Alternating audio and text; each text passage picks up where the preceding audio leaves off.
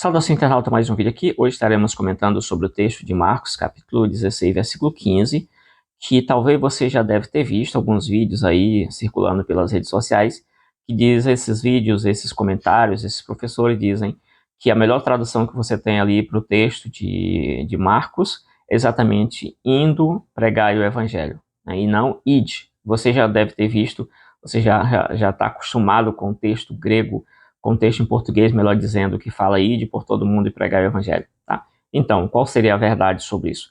O que nós temos aqui, por exemplo, hoje estaremos fazendo uma breve análise sobre esse texto, bem breve mesmo, queria mais só deixar registrado no canal essa discussão, e também recentemente, acho que ontem eu vi um vídeo que passou aqui por mim nas redes sociais, um professor, né, um suposto professor, afirmando exatamente que as nossas traduções em português estariam totalmente erradas e o correto seria o indo. O indo é muito bonitinho, porque ele mostra claramente que você, à medida que você vai pregando, né? Então isso entre uma questão mais teológica, emotiva, e é bem bonitinho realmente isso aqui, bem lindo realmente. Mas qual seria a melhor tradução? O indo seria melhor do que o id ou não seria, né? A gente deveria reformular todas as nossas traduções, exatamente isso aqui que a gente vai estar olhando agora rapidamente aqui. Aqui nós temos o texto padrão em português, que é esse aqui: e disse-lhes, ide por todo mundo, proclamai o evangelho a toda criatura. Esse é o texto padrão, ide por todo mundo, né? O texto está em Marcos capítulo 16. Pela crítica textual, esse texto aqui de Marcos capítulo 16, do versículo 9 ao versículo 20, ele não seria um texto muito robusto, assim, não seria um texto muito original de Marcos, né? Existe uma discussão ali, um finalzinho um pouco longo, um pouco mais curto, então tem pelo menos uns 3 finais ali para o capítulo 16 de Marcos, e uma dessas alegações é que Marcos seria original até o capítulo 16, versículo 8, e daí para frente não. Então esse texto estaria dentro desse caldo de discussão da crítica textual, mas eu não vou entrar nisso aqui. Eu acredito que o texto é original de Marcos, gosto do texto assim, e não vejo problema para que se venha retirá-lo, mas a academia insiste nesse sentido, tá? Esse texto faz parte de algumas comissões que Jesus falou ali, por exemplo, você tem Mateus 28, 19, também um texto semelhante àquilo, você tem textos aí em Lucas, enfim, né? Você tem texto também quando Jesus sopra sobre os discípulos e por aí vai, né? Alguns textos estão relacionados à comissão. Isso aqui é um dos 3 grandes blocos de texto nesse sentido. Estaremos aqui analisando rapidamente essa questão. Já vai deixando nos comentários o que você acha sobre isso. Só não vai comentar, dizer que é a mesma coisa, porque realmente não é a mesma coisa. Ou você não leu direito, ou realmente você está com problema se disser que esses textos é a mesma coisa. Dizer que dizer que indo é a mesma coisa, não é, realmente. Ok, nós temos o texto em português, e o id, e embaixo nós temos o texto grego, que começa com essa frase aqui, ó. Kaiepen autós. O que seria kaiepen autós? Seria exatamente a ideia de que disse, ou seja, Jesus disse para eles. O que Jesus vai dizer para eles? Agora que Marcos vai fazer uma citação direta. O que é uma citação direta? Eu vou tentar deixar para você aqui mostrando no artigo exatamente aquele pensamento de um autor, de um livro que você coloca no seu trabalho e você dá um recuo, no caso de um artigo, uma monografia, enfim. Né? O artigo tem outras configurações, mas enfim, em geral é isso. Ou seja, um pensamento de um autor de mais de 3 linhas, você faz um recuo, menos de 3 linhas para baixo ali você deixa dentro do texto, mas coloca aspa, ou seja, você tem que fazer algum indicativo que aquele texto não é seu. Aqui Marcos vai dizer exatamente quais foram as palavras de Jesus, e para isso ele vai dizer aqui, Caiepen autós. Aqui são palavras de Marcos, né? Jesus vai dizer para eles, né? Aqui o objeto indireto, para eles. O que Jesus vai dizer para ele? Aqui está em vermelho, ó, por eu tentes, é a palavra por eu tentes. Por eu tentes, aí nós temos eston, cosmon. Né? Cosmon, aí nós temos rapanta. Né? Nós temos rapanta. Aí o que seria essa estrutura toda aqui? A ideia de que ide por todo mundo. O que eu vou fazer com todo mundo? Aí vem aqui, ó, o verdinho aqui. Ó. O que eu vou fazer lá? Eu vou querer santai. Né? Querer santa, sante. Querer sante. Nós temos querer santa. Querer sante. Aí nós temos aqui, na frente nós temos o tom Evangelion, né? To Evangelion, no caso aqui. Aí nós temos o to Evangelion, né? Aqui, que seria a ideia de vou pregar o evangelho. E eu pregar para quem? Aqui embaixo nós temos aqui, ó. Pregar para quem? Passa tequitis. quitisse. Ó, passe, te, quitisse. É isso. Eu vou pregar para toda criatura, né? Criatura, né? Parece um texto que está lá em Colossenses capítulo 1, versículo 15 e 16, o passas quitisses, né? É o primogênito de toda a criação, né? Ali. Beleza, então nós temos essa. Aqui eu vou adicionar aqui os pontos. Esse vermelho, essa palavra vermelha aqui, poreutentes, exatamente ela está referindo-se ao id. Essa palavra em verde está referindo-se ao proclamar. São estruturas verbais que nós temos aqui. O primeiro, nós temos aqui mais informações sobre ele. Ele é um particípio, né?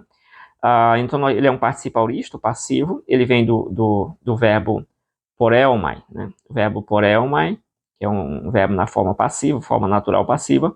Ele está aqui. Aí nós temos o verde. O que seria o verdinho aqui? O verdinho, exatamente, ele é ele vem do verbo querisso, né? O verbo querisso, e vem do auristo, o auristo imperativo ativo, né? Ele está na verdade, ele está no texto como auristo imperativo ativo. E o vermelhinho também aqui, né? A palavra aqui, poreutentes, ele está no texto aqui, nesse texto de Marcos, no auristo particípio, particípio passivo. Ele está dessa forma aqui. Tá? Então, basicamente isso aqui. Então, tá todo explicado aqui já as questões.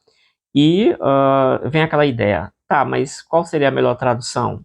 O id ou indo? Outra questão que aparece muito. O id, ele é o imperativo. Ele é o imperativo. O imperativo trabalha com ordem, com pedido, enfim.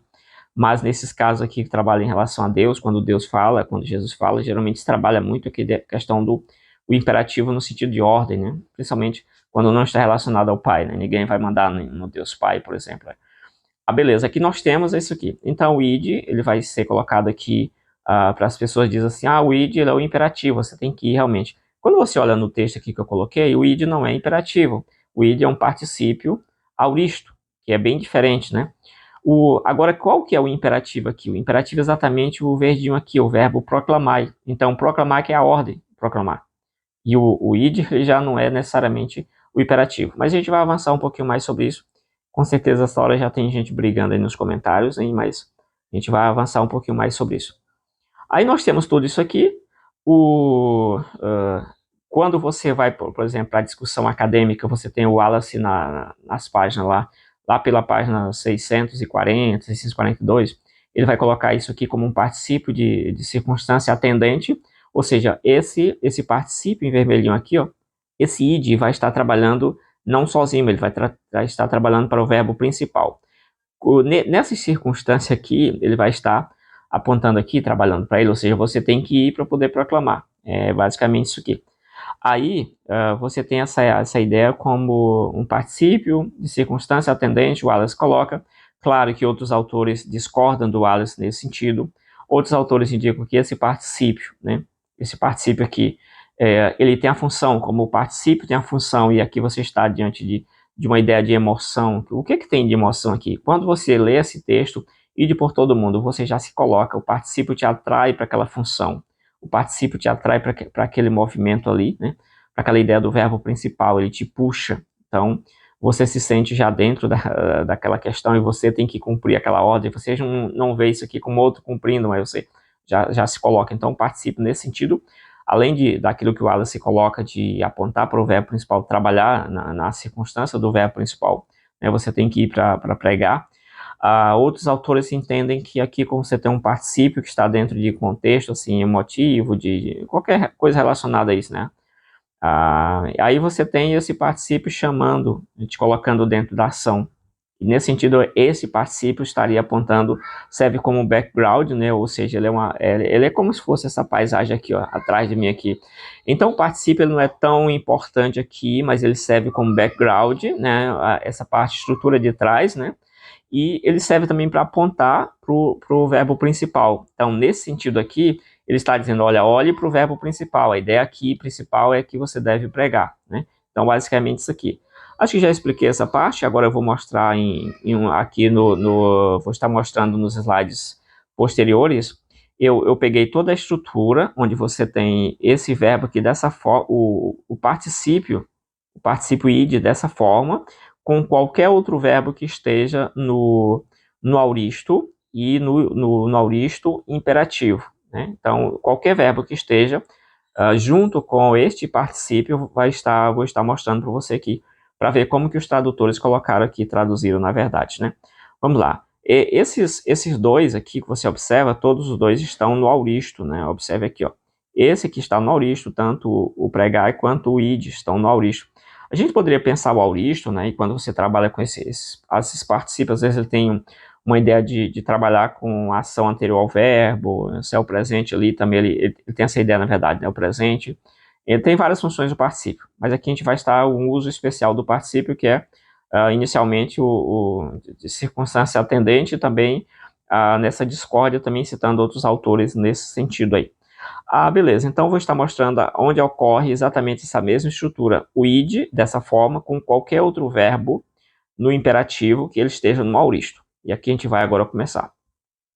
Mateus 2,8 diz assim, e enviando-os a Belém, disse-lhe, ide procurai, ou seja, você vai e procura obter informação exata a respeito do menino. Eles não vão procurando na estrada, eles vão lá em Jerusalém buscar informação lá. Então eu vou e vou procurar. Então você tem o verbo ide, aí o particípio ide, com o verbo no imperativo. Ide, procurai, é uma ordem. Talvez o rei não estivesse dando, teria que analisar direitinho aqui, como que seria a relação do rei com aquelas pessoas, né? Mas aqui, ou poderia ser um imperativo no pedido, alguma coisa assim, mas enfim, né? A gente poderia ver isso aí com calma, né? Aí, nós temos aqui Mateus 9:13, que diz assim, e depois, e aprendei, vocês vão e aprendam o que significa misericórdia e quero. A mesma estrutura, lembrando que esse particípio id está aparecendo antes do verbo, ele é anterior ao verbo. Mantive a mesma estrutura para tentar dar uma verdade, uma linha de verdade um pouco melhor. Marcos 11:4, Jesus diz, ide, contai a João o que estáis ouvindo e vendo. Então, Mateus 28:19, ide, portanto, fazei discípulos de todas as nações, né? Tem aqui também, ide, portanto, fazei. Vocês vão e façam aqui, tá? Ide e fazei, né? Nós temos aqui o Lucas 2:22, então lhe respondeu, ide, contai a João o que estáis vendo e ouvindo. Vocês vão lá e contem João. Mesmo texto de agora a pouco. Aí nós temos Lucas capítulo 3, versículo 32, ide, dizei a esta raposa, falando a respeito de Herodes, né, parece, é isso, né. Aí nós temos aqui, por exemplo, Lucas 17:14, vendo-os, disse-lhe, ide, mostrai-vos ao sacerdote. Eu não vou mostrar o sacerdote na estrada, porque ele está em outro lugar. Então, quando eu chegar lá, eu vou me mostrar lá. Então, essa ideia aqui, todas as traduções seguiram esse caminho. Lucas 13:32 diz assim, então Jesus enviou a Pedro, né, João dizendo, ide preparai. Jesus vai dizer, ide preparai a Páscoa para que a comamos, né, ou para comermos. Como eu falei agora há pouco, esse texto de Marcos 16:15, ele é uma citação direta, ela vai do versículo 15 até o versículo 18, tá? Então aí aquilo fala de Jesus realmente. Aí nós temos aqui, eu trouxe algumas traduções que saem um pouquinho daquela configuração do id e traz aquilo que é legado, né, o indo, né. Você tem a tradução aqui da Septuaginta com o Novo Testamento, 2017, ela traz indo por toda a terra. Você tem a King James original de 1611, indo por todo mundo. Você tem, por exemplo, a King James de 2001, enquanto estiverdes indo, né, ou seja, à medida que vocês caminharem, vocês vão pregando. Essa ideia, ela está um pouco parecida com, talvez uma ideia aqui um pouco parecida com as demais acima, né? Indo-vos por toda a terra, vocês preguem, né? Então, antes que você comente que é a mesma coisa, quando você está indo e pregando é uma coisa, quando você vai, o foco está no pregar. Quando você está indo, o foco está, à medida que você caminha, você prega, né? São coisas, pelo menos levemente, diferentes. Aí nós temos as mais comuns, né? A Bíblia para todos, vão por todo mundo. Nós temos a Bíblia Viva, vão ao mundo inteiro. Nós temos a NVI 2023 e também padrão da outra, vão pelo mundo todo e pregue, né? Então é isso, o foco está no pregar nessas últimas três aqui também. Obrigado por ter chegado até aqui, comenta aí o que você acha desse texto, como que você interpreta aqui. Então, observando as nossas traduções, as nossas melhores traduções, elas mantêm o padrão, reconhecem ali que o particípio, o id, ele deve ser traduzido como id, não como indo, né? É basicamente isso aí. Existe a ideia de que o particípio ali, ele pega carona também com o imperativo, então ele vai assumir o mesmo modo do imperativo, ele vai ficar naquela mesma configuração do imperativo, e ele vai receber, pelo menos no português, essa ideia de imperativo, né? Então, quando você argumenta que ali o id é o imperativo, naturalmente ele não é imperativo, mas na tradução ele vai aparecer como imperativo, porque ele tende a pegar carona com o verbo principal, ali ser tragado pelo verbo principal ali, e vai aparecer numa estrutura ali de imperativo, os dois, né, recebendo um pouquinho dessa ação. Logo, lógico que essa informação que eu passei agora é uma informação debatível, mas você tem estudiosos nessa questão. Então comenta aí o que você achou do vídeo, se você concorda ou não concorda, como você entende, e aí você já pode observar que as nossas melhores traduções, as nossas melhores comissões aí, entendem realmente os nossos melhores conteúdos materiais, entende que a melhor tradução ali seria id e não indo, ou à medida que você vá, coisa do tipo. Essas traduções que traduziram indo, elas estão incorretas, fora de qualquer cogitação? Não. Mas nós estamos trabalhando aqui o que se considera talvez a melhor tradução ali seria o tal do id mesmo, realmente, tá? Então é isso aí, valeu. Comenta aí se você concorda ou não concorda. Deixa aí a sua opinião. E até o próximo vídeo. Valeu, fui.